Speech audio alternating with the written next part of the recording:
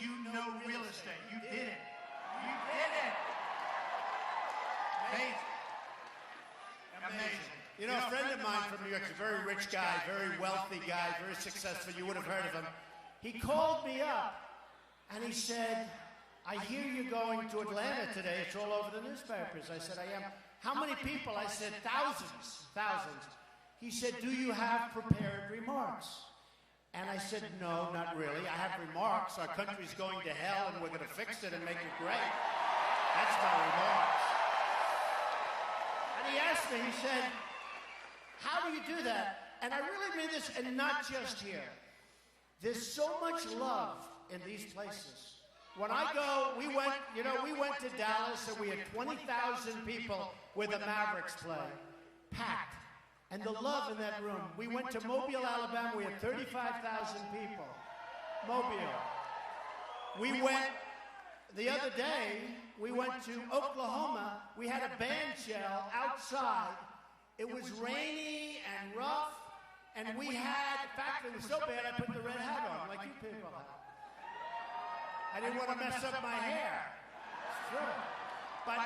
But we had 20,000 people in Oklahoma. When we go to New Hampshire, when we go to Iowa, when we go to South Carolina, and I actually told my friend, there's so much love in the room. It really is. There's so much love in the room. It's like easy. It's not hard. It's fun. And I mean that. It's really amazing. Really amazing. So the one thing, and I have to tell you, and I say it all the time, because I like people to be aware of it. One thing we have to watch is, you know, I'm self-funding the campaign. I'm spending all my own money. I'm not asking. I'm turning down. I turn down millions and millions of dollars. In fact, it's so not like me. I'm like, do you believe that I'm doing it? Why wouldn't I take it? Even though I don't need it, I don't want it, why wouldn't I just say, yeah, give me the money? Guys are willing. You know, when you're number one in every single poll in every single state,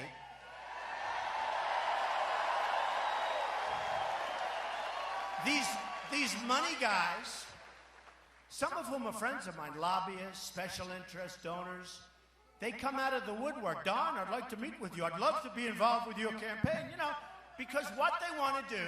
And I was there, folks. Who knows it better than me? I was like the fair-haired boy. I was totally establishment. You know, now they're saying Trump is anti-establishment. Well, 3 months ago, I was totally establishment. I used to give fortunes.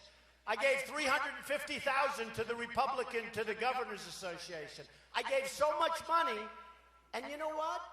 Now I changed. All of a sudden, I'm not establishment, but I'm doing it because I got so sick and tired of politicians, all talk, no action.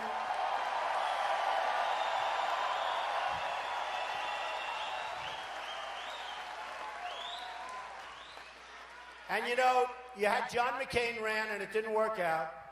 And frankly, you know, look, he tried. But honestly, he had a tough one because with what was happening when that election took place, that wasn't so easy. You have Mitt Romney, he really let us down. It was sad, because that was one that should have been won. I mean, he had a guy, a campaign manager, Stuart Spencer. The guy's terrible. And now he's selling a book. He's trying to sell a book. And he goes, well, I don't know if Trump is going to win. I don't think he's going to. This guy is a loser. I've been criticizing him for the last 2 years. And then they ask him questions. But, you know, when Romney lost so badly, because I was hoping that he'd do great, and he should have done great. You had a failing president. And he should have done great. And somehow people weren't inspired. You didn't have rooms like this, believe me. That I can tell you. People were not inspired. And I'm always, you know, all my life I've been backing people. I'll back anybody. You know, look, I was a businessman. Some people, but you backed a Democrat. Of course I backed whoever wanted. I backed. I was a businessman. They were always so good to me. They were so good to me. So what happens, that was something that should have been won. And Mitt is a good guy. But it didn't work. I don't know, did he choke? Something happened. And I said, we're not going to let it happen again. We're not going to let it happen again. It's not going to happen again. But we have to be careful about two things. Number one are the PACs. Because, you know, they've raised hundreds of millions of dollars. Much of it I could have had. I mean, you know, when I tell a guy, I don't want your money, he goes to Jeb or he goes to Marco Rubio, or he goes to these other people and they give it to them. That's the problem. Well, let me ask you then. I promise I won't do anything for him. Should I take the money? No. No? I was in Iowa, and we had an amazing place like this. And I said, I went through a whole routine. I said, listen, it's so hard. She's saying, take the money. Take the money and run, right? Take the money and run. No, but I was in Iowa. We had a room just like this, thousands of people. But I did a long, big thing on it. I said, so here's the story. I promise you, I swear to you, let me take all of these many, many, many millions of dollars. Let me take them. I promise you that I won't do anything for the people giving me the money, okay? I said, so, and I thought they were all going to say, yes, take the money. The place went crazy. No, can't do it. So anyway, I'm the only one that's self-funding. I'm doing my own campaign. We're spending money. And here's the new story. I got to tell you this. I got to tell you this story, though. So I figured I'd have about $20 million spent up until this date, right? You know, ads, mostly ads. But I'm a business person. So on CNN, on Fox, on all the others, I'm like, they give me so much time. They give me, like the debates, every question was, Mr. Trump, Mr. Trump, and I'm saying to myself, what about these other people? I actually felt badly for them. And then when they started, and the last one was CNN, they start with me and then go, Mr. Trump. Then when they ask the other guy, Mr. So-and-so, or governor, or senator, Mr. Trump said this and that, what do you think? The whole thing was like crazy. It was crazy. It was crazy. But you got to remember, so you have these PACs. They have hundreds of millions of dollars.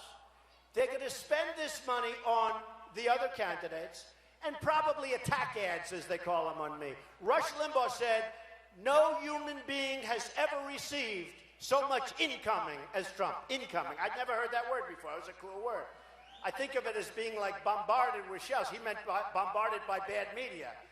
But no individual has ever. And if you remember when I announced, and it was tough, you know, it takes guts to run for president. It really does. It really does. This isn't something that I needed. And actually, I did Face the Nation, and it's going to be on Sunday. Nice guy, John Dickerson. And I did last week. Oh, by the way, I have to say it because we're going to put out a press release because nobody's going to report. So last week, I do Meet the Press. Did anybody see it? With Chuck Todd. And I did this week with George Stephanopoulos. So I did them. So I said, and I just asked Corey, my campaign manager, I said, how did they do in the ratings? So Chuck Todd said, now maybe it's wrong, and if it's wrong, I'll end up with, story Trump said. But that's what supposedly he said.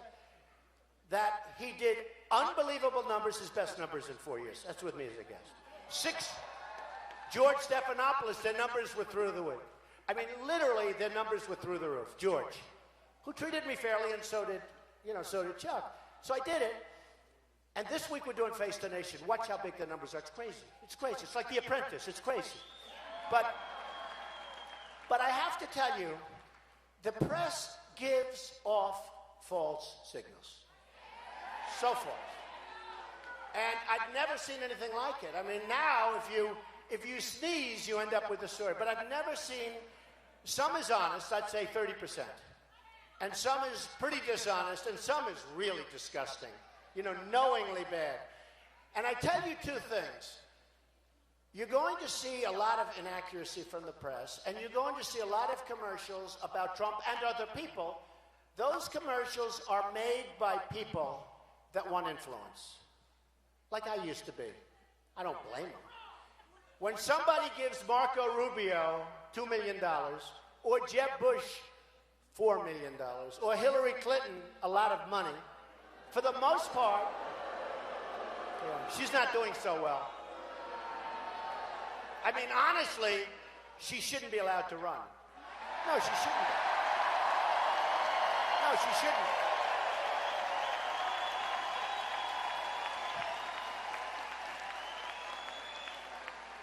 I don't think that the Democrats are going to stop her from running because the system is inherently unfair. I can tell you this.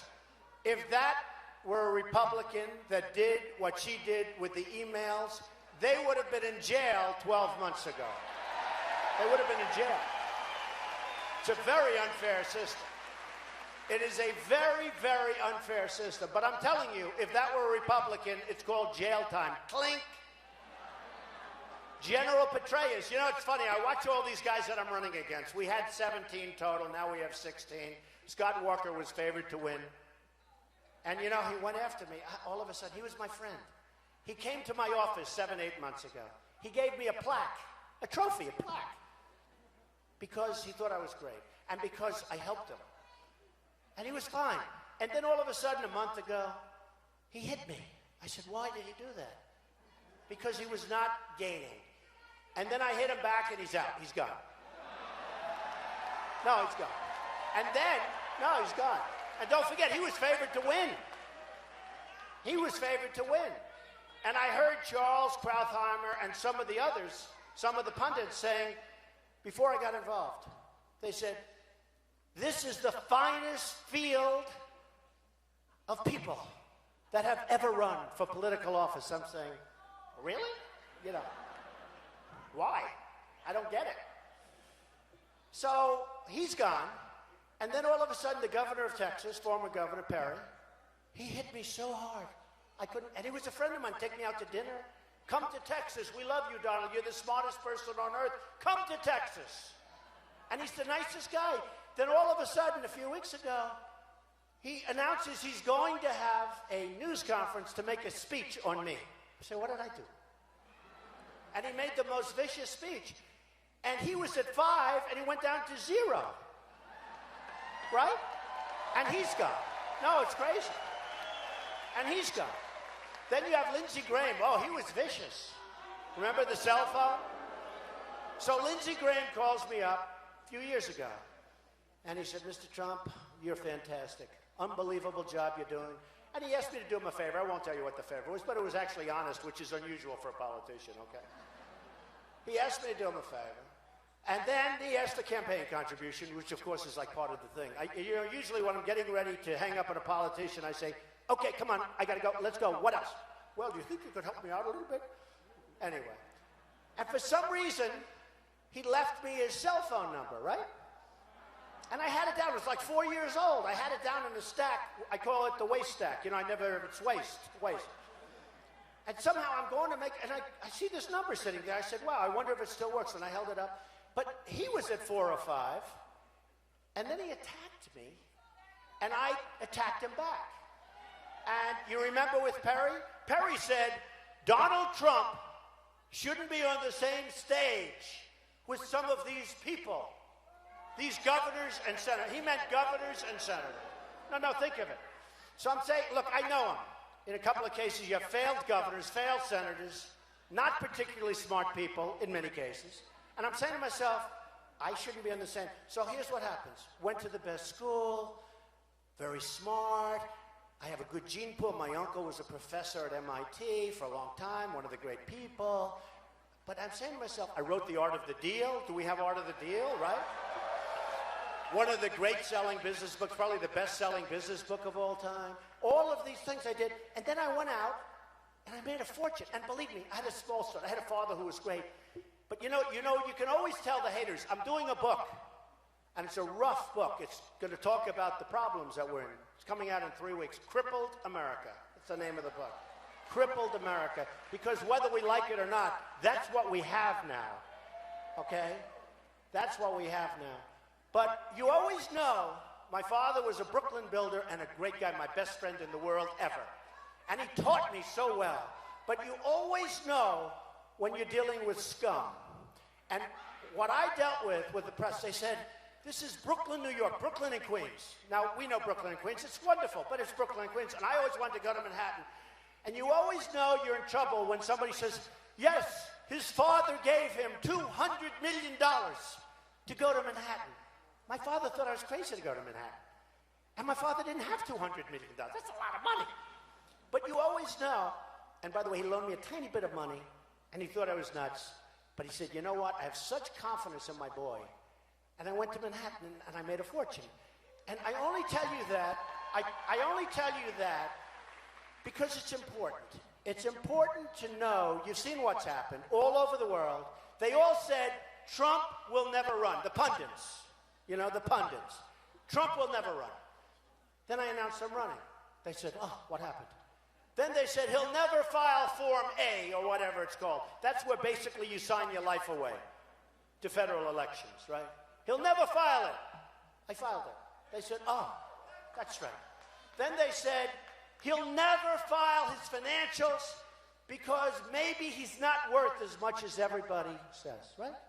Now, my financials were over 100 pages, or about 100 pages, and I mean detailed stuff, and I filed them ahead of schedule. Some of the politicians asked for extensions, and they had 1 page, and they have nothing.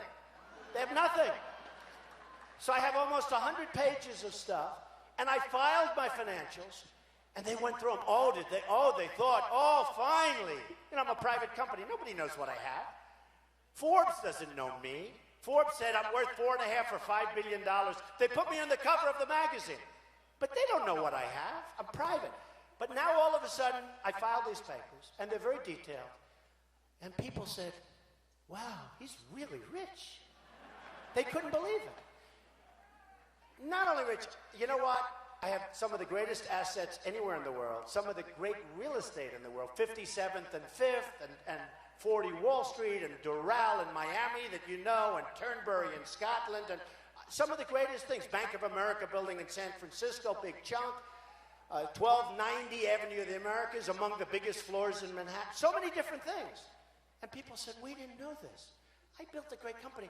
The reason I say it is because we are going to put whatever that talent is up here to work for our country. That's what we're going to do.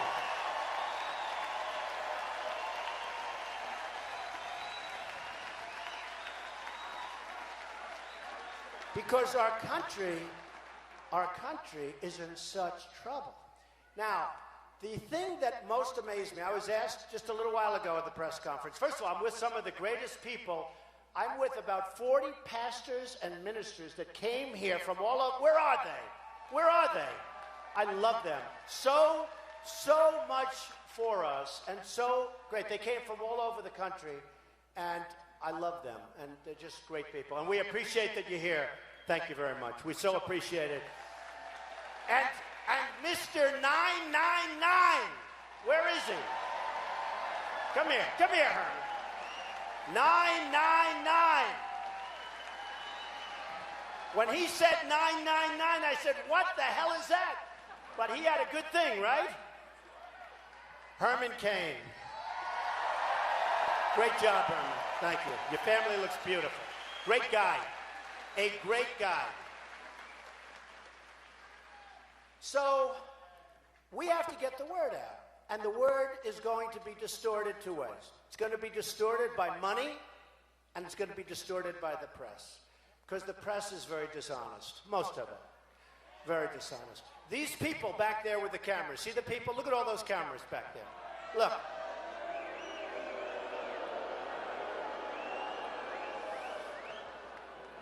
No, they're very dishonest. And again, not all of them. You'll see, like, you see the madhouse. There's Katie Tur of NBC, who's actually been better over the last couple of days. You have CBS, you have ABC, you have CNN, you have Fox, you have MSNBC, you have everybody. And look, so here's what they do.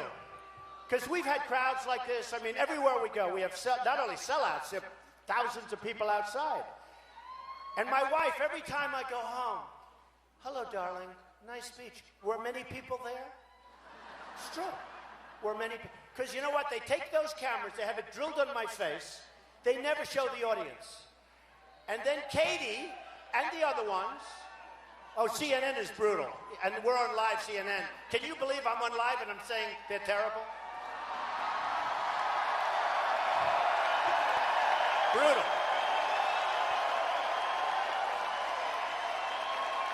They're brutal. But it's the way it is. They are brutal.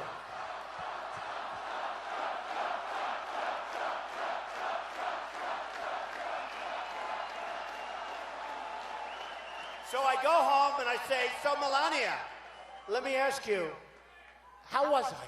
You know, and people would say he's got a big ego. Let me ask you, men, women, anybody up here? You're up here for an hour, hour and a half. You're talking. You don't have teleprompters. I don't have teleprompters. Right? Right? I've always said, if you run for president, you shouldn't be allowed to use teleprompters. You shouldn't be allowed. Because you don't even know if a guy's smart. He's reading, ladies and gentlemen, thank you very much. This is wonderful. Speed that teleprompter up. Ba, ba, ba. I joke. But you shouldn't be allowed to use teleprompters. But I don't have speeches either. And I've gotten, you know, good credit for that. But I get up because I'm speaking from the heart. You know, if you read a speech, it's true. If you read a speech, or if you have these stupid teleprompters that black out. I mean, Hillary had one the other day. I never saw this one. She's outside, and it was sunny, and she's reading off the teleprompter, I don't like Donald Trump's tone. Now think of it. We have people whose heads are being cut off. They're being mutilated, maimed. They're being killed. Our border is a mess. Crime all over the place. People being drowned over in Syria and other places. In jail because they're Christian. And we don't get them back even though we give $150 billion to Iran because we have stupid leaders. And Hillary is reading off her teleprompter about tone. And Jeb Bush said the same thing. He said tone. But one thing, and I said, you know what I said to tone? We need tone. We need tone. These people, whether it's Marco or Jeb, it's all political stuff. It's so you get so tired of it. Carly, it's that, you know, that staccato, like a machine gun after 10 minutes. Oh, please. You can't take it anymore. And then you look at the record, it's one of the worst I've ever seen. She got worst CEO in history. Now, that's not a good sign. It's not a good sign, but she's a nice woman. Okay, please. And Jeb is nice, and Marco's nice. But Hillary has these and because it's outside, I don't know, they were massive. They were so big, and they were painted black on the back because it was outside. I guess I never saw it. At least usually it's clear glass. And I saw the audience, of which they had about 200 people, by the way. They didn't have 10,000 or whatever the hell we have. I mean, this is a huge amount of people.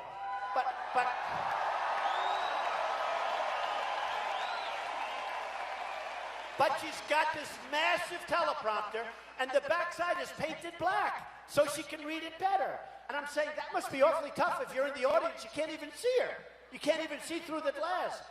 But the distortion of what's said is incredible.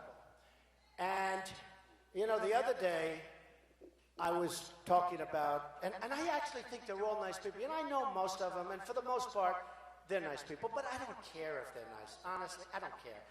It's time that we get somebody, because I think I'm a nice person. I love people. I love people. I love the people in this room. I love people. But I'm so tired of seeing our country ripped to shreds by China, by Japan, by Mexico, by Brazil, by Saudi Arabia, by everybody. I mean, give me a list. I'll read every country in the world. Everybody. We have people representing us that are incompetent, and probably, in many cases, they happen to be stupid. I'm sorry.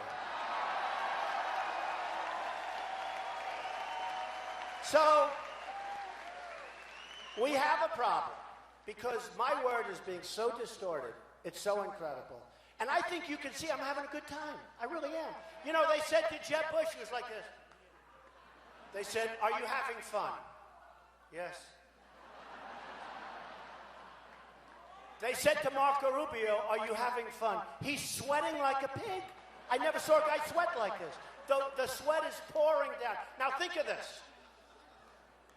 Now we all agree Putin is a pretty tough customer, right? Who would you rather negotiate with Putin, Trump or Bush?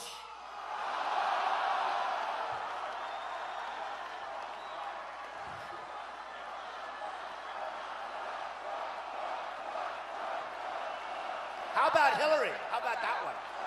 How about Hillary? Billions of dollars are missing from the State Department. You know, that's like a little story. Billions of dollars are missing from the State Department. And I'm saying to myself, it's like a little story. Billions. Billions. How do you don't let that happen. You don't let that happen if, like, there's $2 missing from his business, he kills somebody. Here we're talking about billions. But think of it. Hillary, and you know, you do need energy. You do need energy. And that goes for more than Jeb. You know, I said Jeb is a low-energy individual. And we need strong. I think Rubio is a low energy. But here's the problem with Rubio. When you sweat that much. Now think of it. So you have Putin, he's sitting over here. And he's waiting to kill the stupid Americans because he's been just destroying us so bad. So he figures, and a guy walks in and he's soaking wet and sweating. Hello? Hello? Can I have some water? And Putin's sitting there. What the hell kind of stuff is this? This is not exactly a poker player, folks. Not exactly a poker player. This is what we have. No, this is what we have. So, and I don't mean to pick on Rubio because I think he's a nice person. I don't mean to pick on Jeb Bush. I think he's a lovely person. I think they're lovely people. But that's not going to make our country great, folks. Not going to happen. And Hillary is sure as hell not going to make our country great. Not going to. It's going to be the same old stuff. It's always the same. It's whitewater. It's always the same. It's always like problems. It's always like they have problems. So, let's get back to my 2 points. So, we have 2 pretty big problems. The press is totally dishonest, meaning a big portion of them. And you're going to have hundreds of millions of dollars of ads, both positive and negative. In fact, I'm leading the polls, and somebody came back to me last night. They said, "Oh, Mr. Trump, I think it's over. I think you've won." I said, no. When you have $200 million of attack ads, who the hell knows what's going to happen? I don't know. They'll make up this crap. And by the time you prove them wrong, you know, what difference is in there? Because it's lies. It's horrible. So you have that. You have hundreds of millions of dollars of phony advertising given to these PACs, which, by the way, are a disgrace. By the way, you know, the candidate's not allowed to talk to the PAC, right? They're not allowed to talk to the PAC. You think that Bush is talking to his PAC? Do you think that Hillary is talking to her PAC? Not allowed to, by the way. Not allowed to. I don't. Somebody said I have 5 or 6 PACs. People form these. I don't even know who they are. I have no idea who they are. I saw 2 guys on television. They said, yes, we're in charge of such and such a PAC. I said, who are these people? But we have a problem where you're going to have a lot of false messages put out over the next 3 or 4 months. And I love the people in Iowa, love the people in New Hampshire, love the people in South Carolina. Those are your first 3. Doing great there, but I just don't know. You know, I had a very bad situation. I had this crazy Club for Growth. You ever hear of it, Club for Growth? It's a conservative think tank. Well, I never heard of it. But I heard it was, so they wanted to come up and see me. They came up to see me. You know what? When they say Club for Growth, you know what they're talking about? The growth of their wallet. That's what they're talking about. So the guy comes up to see me, tells me about the Club for Growth. I'm falling asleep listening to him. He's the president. I think he used to be a congressman, so he's well-trained. I think he used to be a congressman. And that was it. Then he asked about money, and would you make a contribution? I said, really? Hey, we can have billions, but you know, you still like to watch your money, right? Don't we watch our money, right? You don't want to be stupid. So anyway, I forgot about him, totally forgot. It was not a memorable performance he gave. Then what happens is, a week later or so, I get a letter from the Club for Growth. Would you contribute $1 million to the Club for Growth? I said, are these people crazy? Who are they? And I forgot about it. We told him no. And all of a sudden, he has a news conference attacking me. That's politics. And then in Iowa, they spent, listen to this, $1 million on ads against me in Iowa. And it was terrible. I mean, I said to myself, now here's the good news. They used the best pictures. I look so good in those pictures. I'm trying to find where they got them. Because they're stupid. They said 20 years ago, he wanted a tax increase. By the way, I just put in papers asking for a major tax reduction, bigger than anybody else.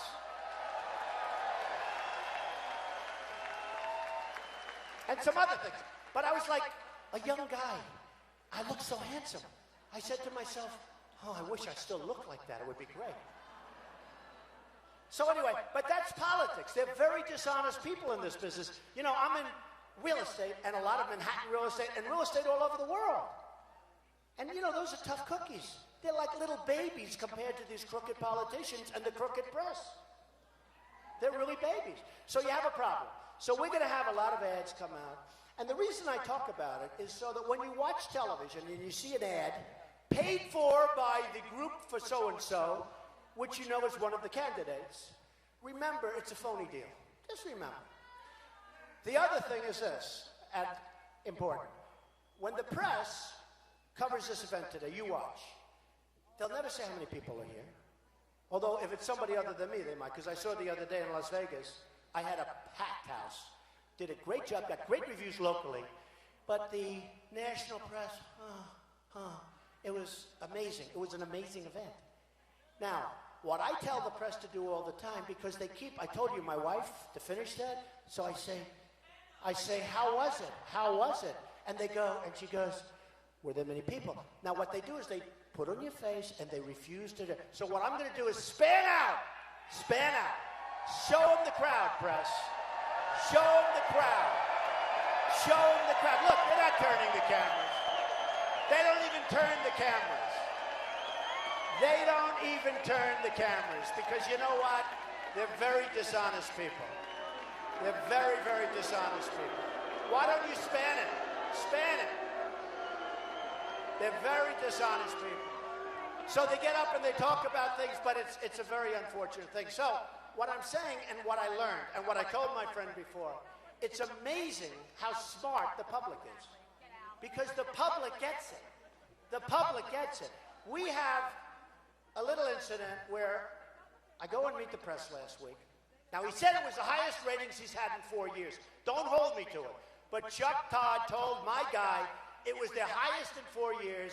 George Stephanopoulos said something like this, and it was like 8 million between the two shows. Watch how good Face the Nation does this weekend. I'm sure that CNN loves hearing that commercial. Watch how good it does.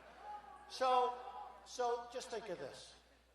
So we have a situation where we, all together, are being fed so much false information. So much false information. One of them is crowds, which isn't even the big deal. But, you know, if you say there are, I don't know, 8, 9, 10,000 people here today, nobody knows. And they say, yes, Donald Trump had a small crowd, not enthusiastic. And I'm saying, isn't that terrible? We have one. It's a really dishonest group, Politico. Did anybody read that crap? It's losing his shirt. I hear that.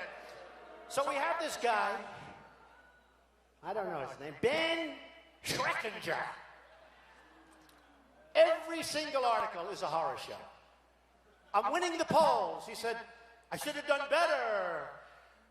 And he goes, the other day they called, we want to do a story about Mr. Trump's businesses, but just the ones that didn't do that well. So we say, what about the hundreds that did great? No, we're not interested in them. And he actually gave this statement in an email. He said, it goes without saying that he's done well. It goes without saying. Talking about, well, that goes without saying, so we don't have to write about that. And by the way, one of the things I'm most proud of, when I got caught in depressions, recessions, I had friends that went bankrupt, they're gone, never to be seen again, I never did. But when I got caught in recessions, depressions, and I'm building a $2 billion building or $1 billion building, I always came out great. I always came out great. Don't worry about the banks. These are tough people. They can take care of themselves. They can take care of themselves. But I always came out great. And that's what we have to do with our country. Because we're going to have good times, bad times. We've got to come out great. We've got to come out strong. So, with Meet the Press, the big story is whether I'm staying. And I just want to tell, and I'm going to say it very, very firmly, and I said it a little while, but I'm going to say it so strongly. Are you ready? I love this. I love the people. I love the country. We're never, ever getting out of this deal, okay? Ever. Ever. We're winning. We're going to take it to Cleveland, where we have the convention, and after that, we're going to beat Hillary or whoever it is so badly. So badly.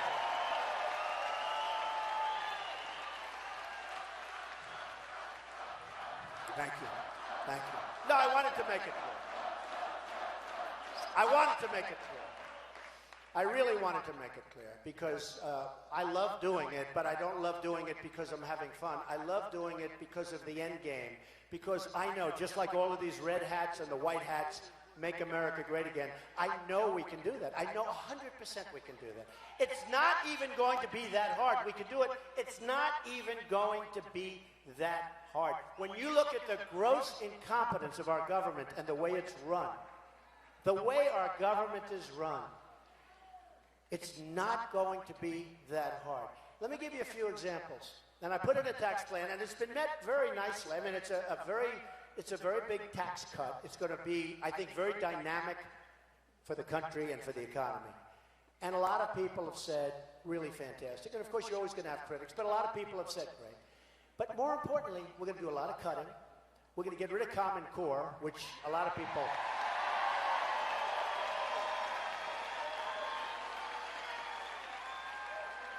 We're getting rid of Common Core. Can you imagine?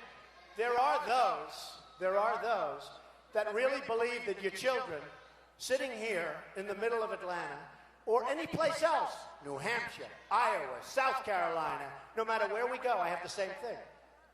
I have the same thing. They want to have parents' meetings with the teachers, with the principals. You know, the United States is 28 in the world in terms of education. And yet we spend more per student by far than any other country. So we spend more money by far than any other country. And yet we're 28. And then you have a Jeb Bush and you have others that I'm running against. I'm trying to be so nice to these Republican people. I really am. I'm doing my best, but it's hard sometimes. Because you have these people, they want Common Core. Why they want it, who the hell knows? Because it's not even close. So we're going to get rid of Common Core. We're going to build up our military so strong and so powerful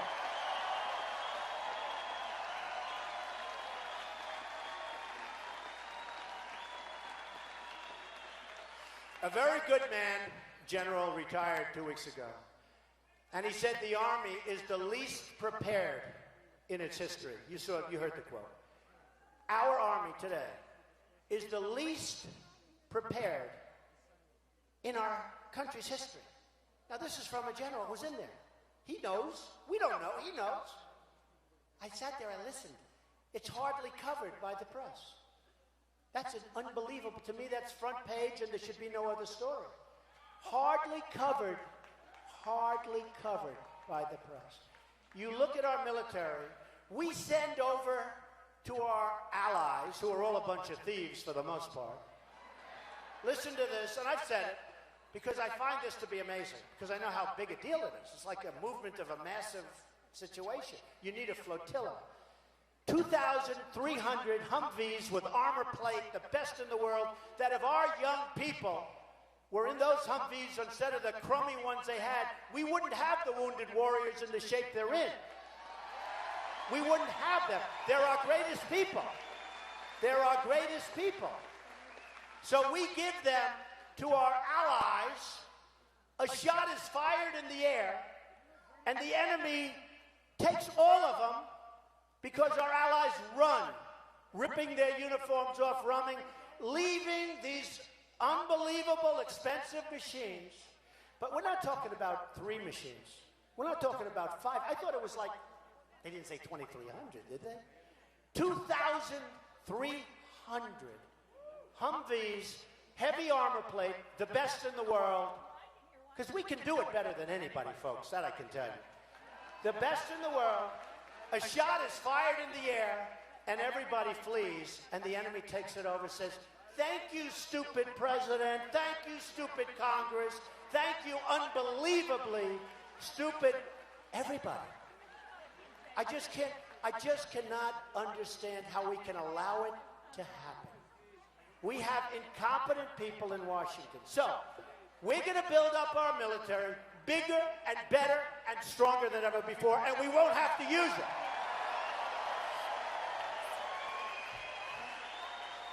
We're going to take care of our greatest people, our veterans. We're going to take care of them. Thousands are dying waiting in line. Thousands are dying committing suicide. Thousands. The reports are unbelievable. I don't even like talking about it. The reports are staggering. They're staggering. Our vets are not being treated properly. Illegal veterans are being treated better in many cases. The illegal immigrants, let me just tell you, illegal immigrants are being treated better in many, many instances than our great vets. It can't happen. It can't be that way. It cannot be that way. So our vets are going to be treated great. Our military is going to be strong. We are going to have a border where people cannot come into this country illegally. We're going to have that border.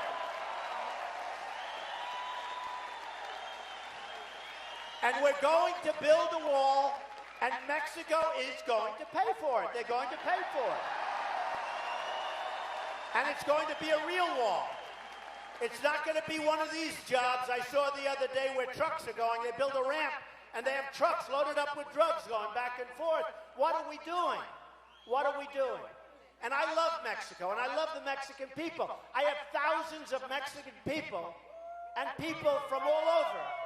But I have thousands of Mexican people working for me. They're incredible. Their spirit, they're everything. They're great. But their leaders are too smart for our leaders. We don't know what we're doing. And every time I say, we're going to build a wall, everybody loves it. I say, Mexico's going to pay for it. And our stupid politicians say, that's not possible. That's not possible, they say. And for them, it's not. First of all, this is going to be a Trump wall. This is going to be a wall that people aren't going over. If they go over it, it's going to be a long way down, very uncomfortable. And we got to stop the drug trade. You know, the drug cartels are pouring in. They are pouring in. It's going to Chicago, it's going to New York, it's going to Atlanta. It's going all over the place, and it's causing problems. So here's the deal. We get the drugs, they get the money. They leave with satchels and satchels of money right across the... So we're going to build a wall. Mexico's going to pay. So the other day, I was listening to one of my people that I'm competing against, if you can believe. Can you believe I'm a politician now? Ay, ay, ay. I never thought I'd say that about myself. I'm embarrassed. So the other day, one of these politicians is saying, who knows nothing about construction. I mean, I build great buildings. Look at the buildings I built. This is so easy, a wall. Probably precast plank. You know, a parking garage, you ever see? They run those suckers 80, 90 feet long, precast, beautiful. They come in trucks, it goes up like magic. Wouldn't it be nice if we had them standing up right in a foundation? Just nobody's going over it, folks. And it's not expensive. So easy. That's what I do best. In all fairness, had a lot of success. What I do best is build. Think of it. To have a president that knows construction better than anybody, and we have an infrastructure that's crumbling. Our roads, our highways, our airports. I mean, they came in, they built a veterans hospital in a certain location, like over $1 billion. I said, how much did that cost? They didn't know. All they know is much more than $1 billion. Took many, many years. Thing looks like it's cost 50, 60 million bucks. And I'm good at that. I can look at a building and tell you what it should cost. Wouldn't it be nice to have a president that really knew construction? Remember the Woolman Rink in Central Park? Remember the famous Woolman Rink? I mean, it's sort of interesting. I haven't mentioned it in years, but the Woolman Rink in Central Park, it was there. It was under construction for 8 years. They couldn't get it built, an ice skating rink. I went to the mayor at the time, Ed Koch, and he got angry at me because he thought I showed him up. But I went to the mayor and I said, let me do it. I did it in 4 months, and we had money left over. And they had spent almost $20 million. I spent like $1.8 million. And most of the money I spent was ripping down everything they did. So wouldn't it be nice, you know, we have a big infrastructure problem. But here's what I did. I told the certain politician that actually said it's not practical for Mexico to pay. So I asked one of my very smart people to go over and do a study, the trade imbalance, U.S. trade deficit, right, between China and us, Japan and us, and Mexico and us. So let's go to the good news. Mexico is the least amount of money, close to 50. Almost $50 billion a year. That doesn't include the billions of dollars that we give to Mexico for different reasons, none of which anybody knows. Okay? Now the wall is going to cost, you know, they were saying $12 billion. I say we can do it twice as big, much better looking, because I want to make it good looking. You know, I told one group, I don't want to be repeating myself, but I said I want it really good looking because someday they're going to name it after me. It's got to be good looking. The Trump wall. But, so what happens? So we're almost 50. It said 45, but almost $50 billion trade deficit with and that does not include the drugs. You probably can add another 50 for that. So when I go, if you have the right messenger, now if you have some dope, hello, will you pay for the wall? Absolutely not. Oh, I'm sorry. Mr. President, they won't pay for the wall.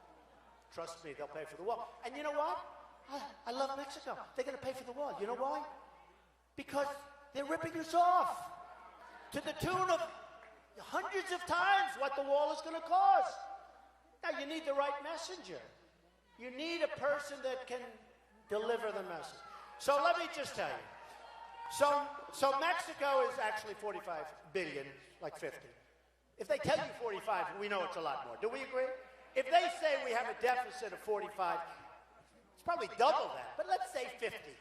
So we lose $50 billion trade deficit with Mexico. Japan, exactly. I think this guy's heard this before. $75 billion. $75 billion. $75 billion with Japan. Again, if they say 75, it's more. So what happens, and I've said this, I'm in Los Angeles 3-4 weeks ago, I see the biggest ships I've ever seen, the cars are pouring off these ships from Japan. We give them nothing. What do we get? We give them beef. It's true. You know what it is? A tiny fraction of what they give us. So they're making a fortune, and here's the beauty. China, $400 almost billion a year. And this has been going on for years. And then I watched Obama, our trading partner, China. I don't want partners like that. Our trading partner. So I have the smartest guys on Wall Street who are friends and enemies of mine. I don't care if I like them or not. Do we care if they're nice people? No. I have the smartest people on Wall Street. They're all lined up. We have the greatest negotiators in the world. We have the smartest people. But we don't use them. We use clowns. We use people that have no ability. We use ambassadors. We use Carolyn Kennedy in Japan. She's a very nice person because my daughter Ivanka said she's very nice. So I love my Ivanka. So if she says she's nice, she's nice. But we have Carolyn Kennedy. She's a primary trade representative. She's the ambassador to Japan. She didn't even want the job. They said, would you like it? She felt she was totally ill-equipped. But since when does that bother anybody? So you look at that, you look at what's going on there. If we can make those deals much better, I don't even say they have to be perfect, okay? How do you go from losing $400 billion to making money? I mean, that's like pretty tough, right? Even for my guys. Even for my guys. But if we can bring those numbers down massively, I don't mean like $3.99. I mean big league. And then over a period of time, ideally not too long, we bring them down, so even if it's a break even, do you know the kind of money that you're talking about? I have great relationships with China. I have tenants in my buildings that are China. The biggest bank in the world is my tenant in New York. I know China very well. They can't believe they're getting away. They tell me, we can't believe we get away with it. They can't believe it. So I know these people.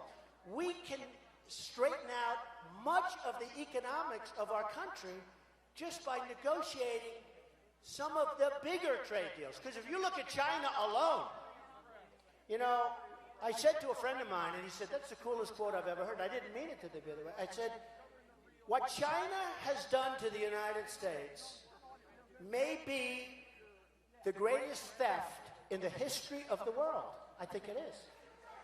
They've taken our jobs. Think of it. Think of it.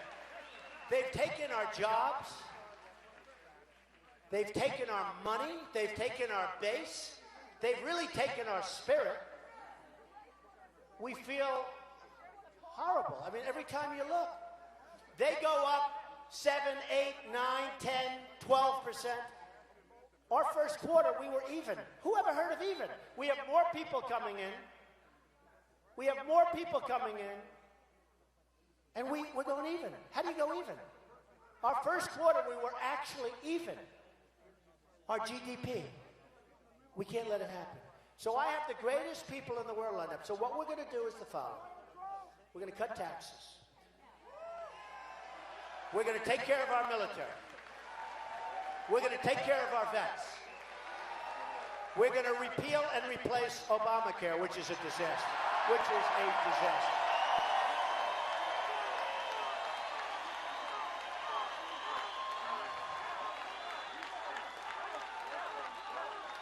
We're going to, thank you, we're going to build a wall, and we're going to have a border. And we're going to fight the whole anchor baby situation, which is insane. Which is insane. And by the way, some of the greatest legal scholars, you know, you heard, well, Mr. Trump said, a woman's pregnant. She's like almost 9 months. They move her over to the border, and she's getting ready to have the baby. And they move her into the border because our security people and our patrol people, who are fantastic, our border patrol people are fantastic. I met with them 2 months ago. They're fantastic people, but they're not allowed to do the job. So they're going to put the baby's going to be born in the United States. Congratulations. You now have a baby for 85 years that we're taking care of. I don't think so. I don't think so. And this isn't Mexico. This is many countries. This is from Asia. This is from all over South America. I mean, the problem we have is we have a porous border. That's the problem. But this is from all over. But that's not what the 14th Amendment says. And in this, I have to tell you, I was a little surprised because a lot of people thought we needed a constitutional amendment because we always heard, if you're born here. Well, if you're born here to a person that's illegal, then it's violated, it's it. And the greatest scholars, legal scholars of the world, are telling me now that I'm right. The only one that's not telling me I'm right are the lawyers that you watch on television, the television lawyers. But I knew it couldn't be this way. So we're going to end it. Hundreds of thousands of people are born on our soil, and we say, congratulations, we're taking care of them for 85 years. I don't think so. I don't think so.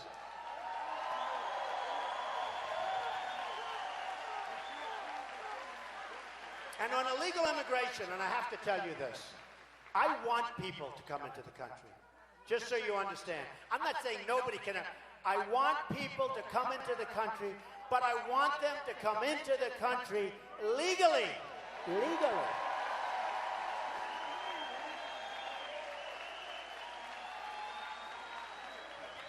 And when I made the statement that we have a tremendous crime problem, everybody said, oh, what a horrible statement. He doesn't like this country or that. I love those countries. I love those countries. But then you had Kate in San Francisco. Magnificent Kate, shot in the back by a guy that's been shoved over here 5 different times. You had Kate. You have so much up. We have massive crime, and people didn't want to talk about it. And had I not brought it up at my opening, you wouldn't even be talking right now about illegal immigration, and it's become one of the biggest factors. One of the biggest factors. So I want people to come in. I want people that go to Harvard and all of our great colleges.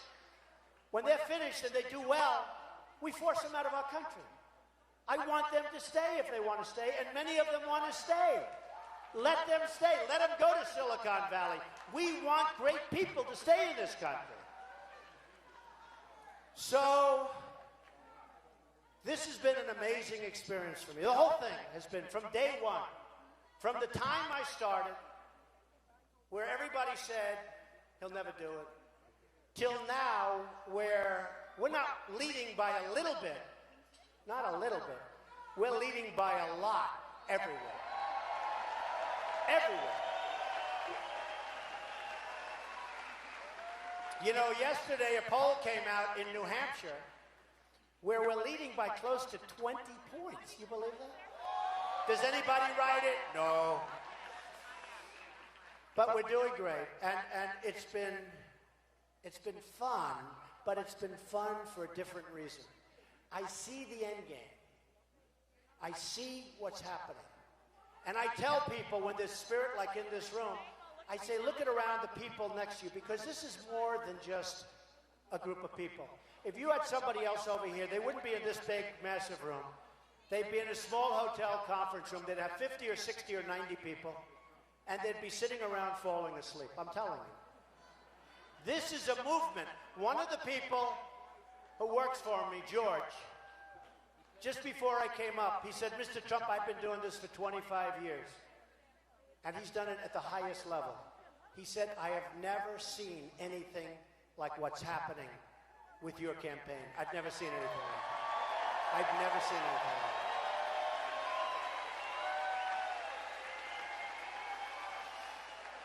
So, thank you.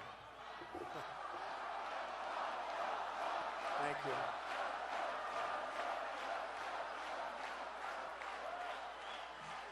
Thank you. So, we're going to get out. We're going to get to work. We are going to work so hard. I am going to spend whatever money is necessary. I don't care. And by the way, and because you're saying I can't do it, I will not take from all these guys that want to give it, okay? And to be honest, what does that mean? When the lobbyist comes up to see me that he's representing Ford or he's representing Boeing or he's representing somebody, and he wants a favor, and I didn't take his money, it's so easy to say, no, I have to do the right thing, right? It's so easy. But we are going to do something that's special. This is, and you know, and I say it, they used to call it the silent majority. It's not silent anymore. It's not silent. And it is a majority. It is a majority. People didn't get out to vote in the last election with Romney. You know, if you look at the people, like yourselves, for some reason they weren't inspired. Everyone says, you need this view, you need this, you need that. If the people got off their sofa and voted,